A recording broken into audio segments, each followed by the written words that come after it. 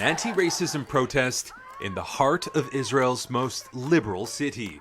Black Israelis and their supporters gathered in Tel Aviv to call for an end to discrimination, something they say is institutionalized.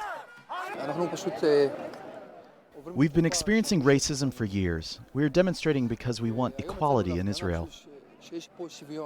Prime Minister Benjamin Netanyahu has said racism needs to be eliminated from Israeli society and that he set up a government ministerial committee aimed at trying to combat it. But few here believe much will change. Protests like this first erupted last month by a video which went viral of a black Israeli soldier being beaten by police.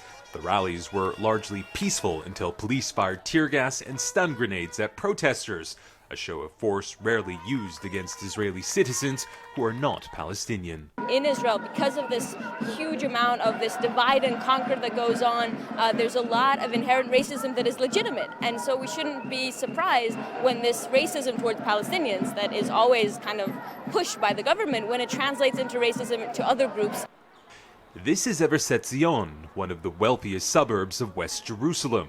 But within the suburb is a neglected neighborhood which isn't just one of the poorest in the area, but in all of Israel.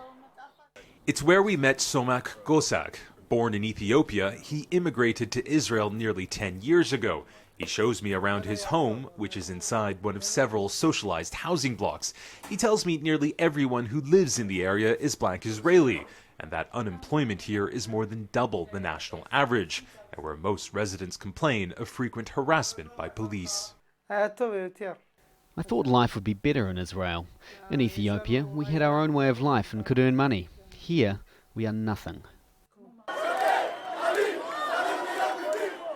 Black Israelis have complained of discrimination for years. Despite having been in Israel since the 1980s, rights groups say they consistently earn far less than the general population, face limited educational opportunities, and are more likely to end up in prison, something Prime Minister Benjamin Netanyahu has promised to change. But Somak Gosak thinks it's too little too late, and that he doesn't expect life in Israel to improve for him or other black Israelis, no matter what the government does. Imtiaz Taib, Al Jazeera, Tel Aviv.